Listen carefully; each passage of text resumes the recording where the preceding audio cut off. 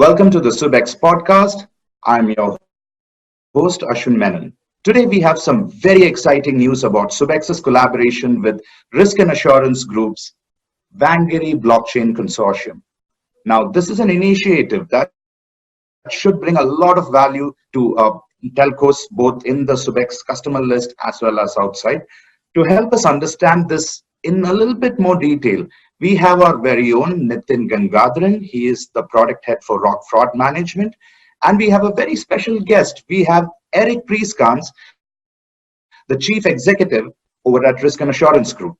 Gentlemen, thank you so much for making the time to be on this podcast. Hey, thanks, Ashwin. All right, so like we promised, we do have some exciting things to talk about today. Eric, let me start with you. RAG Wangiri Consortium. Now that is a mouthful. Tell me, how did it all start? What was the history behind it? Well, Ashwin, pleasure to be on the podcast. Thank you for having me on today. The RAG Wangiri Consortium was an idea that's been, I guess you could say, has been in many years in the making, because for many years the industry's been looking at how to share data, have collective databases to prevent fraud. And this is something that people talk about a lot. And we in the Risk and Assurance Group, we don't just like to talk about collaboration between telcos. We want to make it happen. And we're very conscious that there are a number of reasons why collective shared databases to share intelligence relating to crime don't always work as well as people would hope that they would. There are obstacles in the way, and there are certain factors which discourage telcos from sharing the information. So over the course of many years, we've been looking for opportunities to address some of those problems. But specifically in this case, the Wangiri blockchain that we put together, the motivation for that came from a man who's well known to you, Tony Sani, who was at MTN Group, a former winner of the Subex Excellence Award for his contribution to the industry. He spent a lot of time in 2018 looking at how blockchain could be used to increase the sharing of data between the various MTN operating companies around Africa and the Middle East.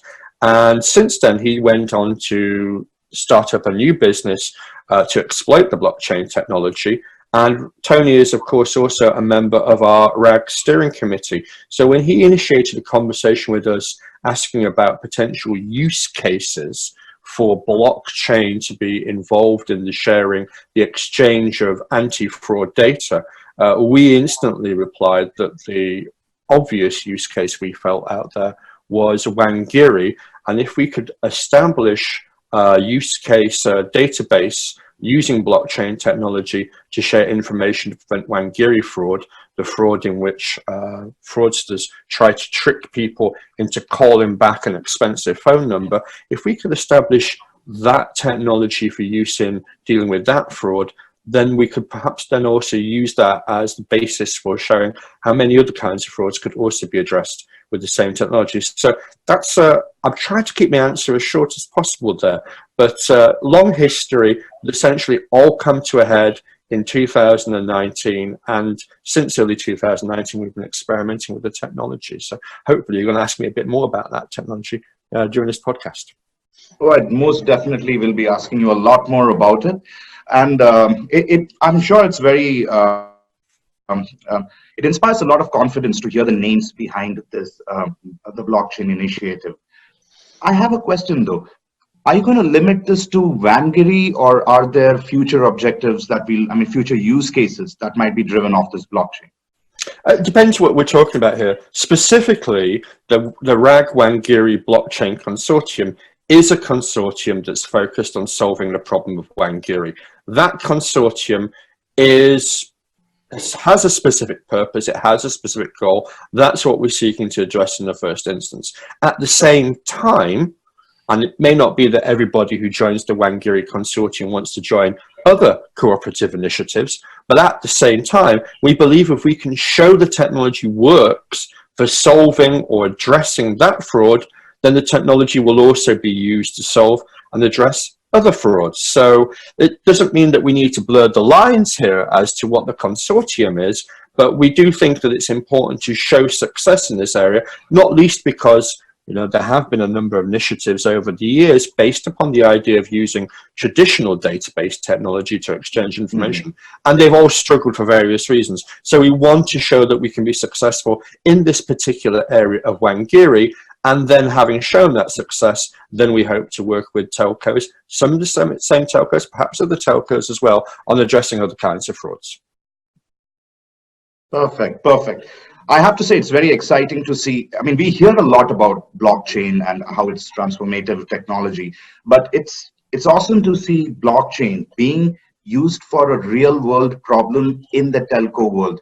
Now, I also know this ties into RAG's, how do I say it, kind of like a objective that we have at RAG to collaborate and share information. So it's a fantastic example of transformative technology directly supporting initiative that solves real world problems. Nithin, let me ask you to jump in here and help us understand, how does our RAG fraud management currently handle Wangiri fraud, and what are the challenges that made you as the product head look out for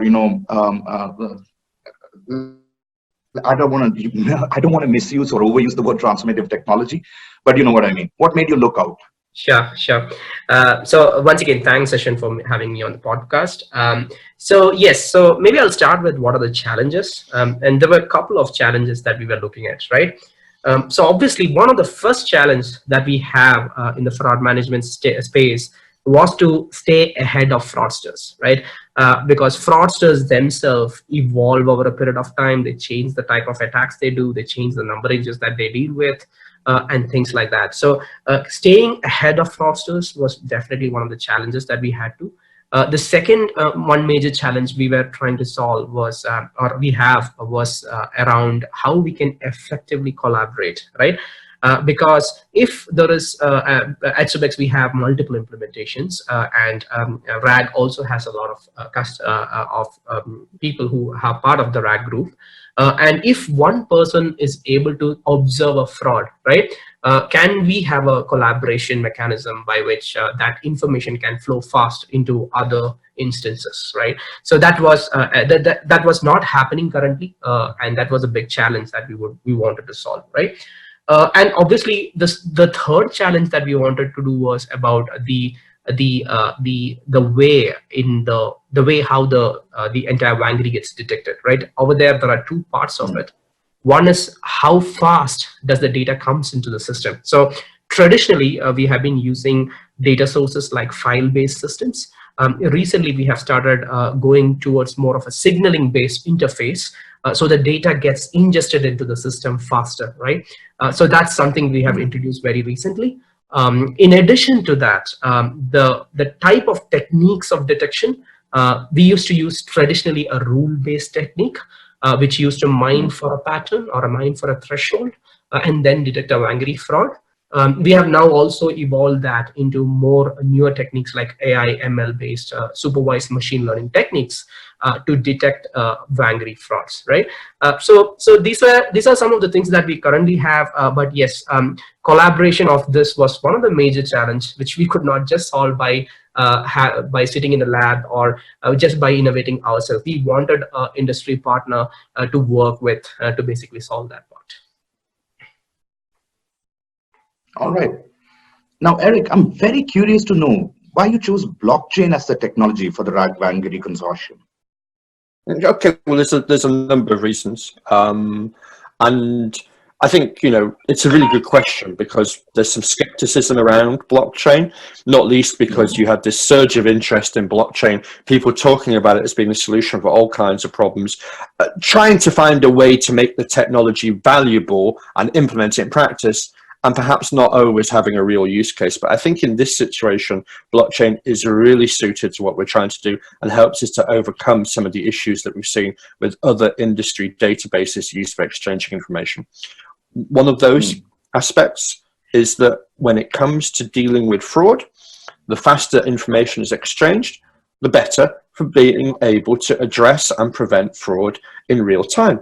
So blockchain does give you much faster data exchange than might be possible through any other mechanism. Another aspect of blockchain that we like very much is that it reduces the cost and it greatly increases the ease with which data is exchanged. And that links to a third key important benefit to us, and perhaps the one that I would like to focus on most, is that we at RAG are particularly attracted to blockchain because its decentralized nature lends itself to much more of a community-led approach to managing the data within the common repository. The community can determine much more how the data should be managed, what the rules should be, rather than there being an authority who dictates to the rest of the world how the data should be used, which then naturally lends itself to some friction because there will be people out there who won't 100% agree with any decision that's made. So having a community-led initiative like this, which is possible with the blockchain technology, for example, the quality of the information being stored in the common ledger can itself be rated by the users. So you could create a situation, something like Wikipedia or a Reddit type situation, where the user base then provides feedback on the quality of the information within the database, then creating a productive loop which helps people to decide how they use the data, how reliable the data is, what we should be doing in terms of focusing to improve the data. That approach, that takes away a lot of the bureaucracy and the obstacles that we've seen in practice to other databases. And that's why we're hopeful that as we establish and improve the technology, we'll be able to keep on enhancing what's available to telcos and increasingly make it easy for them to take the lead with determining how we use the blockchain to share information and how they prioritize how they react to the information that's being shared in this common repository. Very exciting, something that I don't think we've ever seen been done anywhere else. I agree. It is exciting to hear about the democratization of intelligence, this industry-wide collaboration that brings benefit to all. And that's a very positive direction for the industry, the telecom industry, to be moving in. We obviously understand the benefit to all the operators, but Nithin, how will this partnership with the RAG Wangiri Blockchain Consortium benefit Subex? Sure. I already talked about this, Ashwin. The detection techniques that we currently use, those are mainly rules and AI/ML based supervised machine learning, or we also have some unsupervised techniques. The key point over there is to basically mine these numbers, right? So we basically go with two approaches. One was basically how do we mine the data, which is already with us, so that we could look for suspicious behavior numbers and things like that, right? That's something which we do a lot in our product, right? The second part of this is basically the external intelligence that we want, right? And again, this is intelligence which has to be in context, which has to come fast, right? Because again, if you are not able to get this information on time, as Eric already pointed out, we are basically leaving money to fraudsters on the table, right? So definitely the speed at which the data gets ingested to the system is something which was really exciting to us when we were working on this project. The second thing, as Eric rightly pointed out, was the quality of the data, right? Because using a database, it's only good as how the quality of the data is, right? And this kind of automatically having a system which can actually self-qualify was really helping, because the people can vote and all those things was really interesting for us. That's something which we have not seen in any other databases. All right. Now, but I have this reservation, and maybe Eric, you can help me with this. Any, how do I say it? Community-driven initiative is effective when we have a critical mass. I mean, even if it's something like democracy wins when citizens participate. Now, the question is, how quickly will this blockchain consortium grow, and how many operators and vendors have you onboarded already? You know, that's absolutely brilliant question, because I totally agree that the stumbling block has been, and the reason why it's been in mind for many years, how can we improve the situation, is because we know that there are databases out there with a very small number of telcos doing most of the population of the database and everybody else using the database without contributing to it. So there's a serious problem here that people have data, but they're not willing to share it, maybe because they don't think it's valuable, maybe they think it's too onerous to share the data, too much of a burden for them to share the data. So that's why we're very keen to have this experiment, to see if we could do better than is perhaps the norm.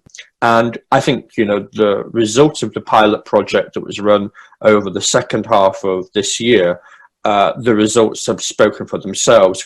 I keep saying that there's been 20 telcos who have connected already to the blockchain. Actually, that's the number of connections from telcos. So actually how you count this could be something that we could debate at length, because there are some connections that come from very large international groups that take a hub approach with their data, such as Vodafone Group. So we've got a connection where the hub of data from Vodafone Group is being used to populate the Wangiri blockchain. And of course, you could count that as one for Vodafone Group, or you could count that as the very many telcos that participate in Vodafone Group.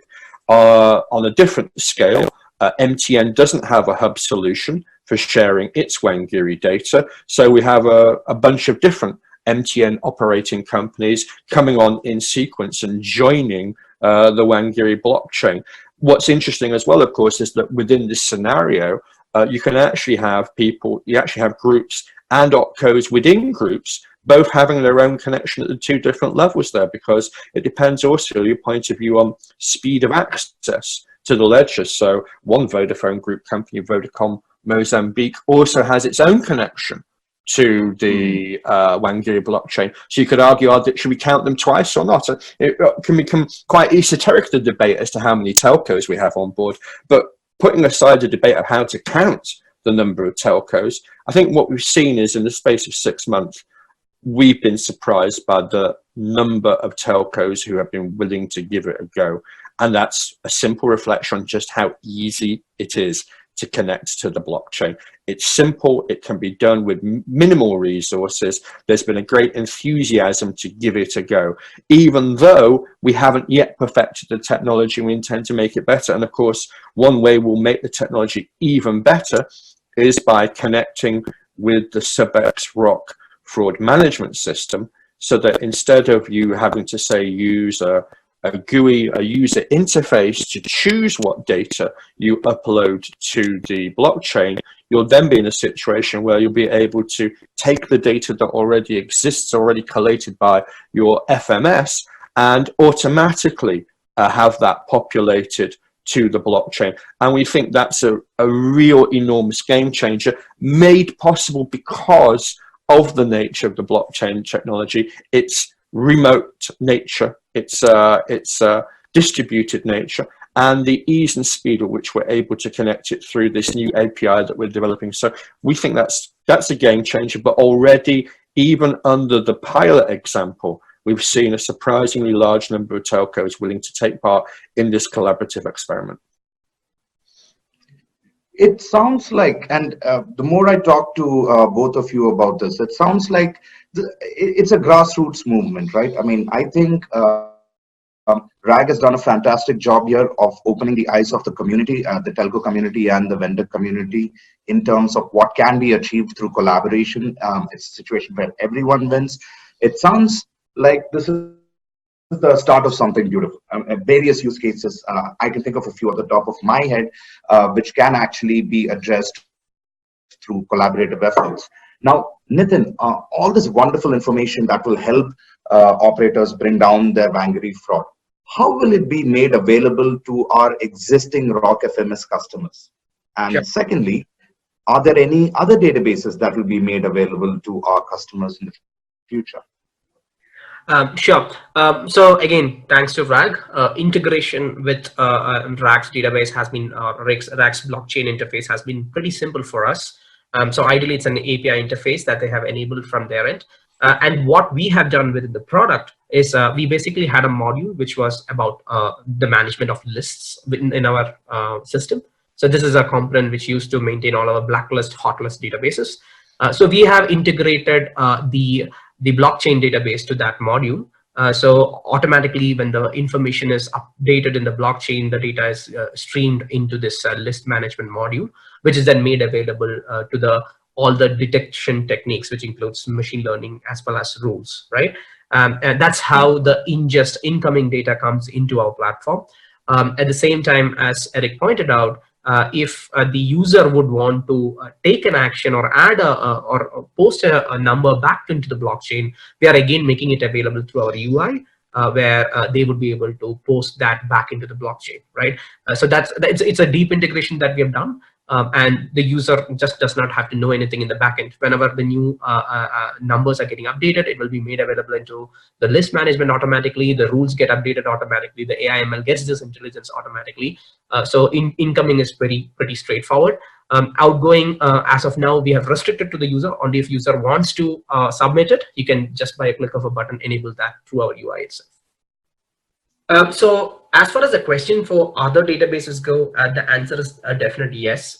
We believe that making data intelligence available to the fraud community is a very important aspect of the solution. And we have really taken this as a strategy from our side that we will be making more announcements around this as well. So there will be, yes, more data sources that will come up in the future. Thank you for that, Nithin. So we are essentially talking about a new era of sharing data, information, and intelligence. This sounds absolutely wonderful. Eric, it was absolutely brilliant having you on our podcast. Thank you so much for making time. It's always a pleasure to be speaking to you, Ashwin. And of course, we're absolutely thrilled to be working with Subex on this project. Your participation is a game changer, and I really hope that others follow your example.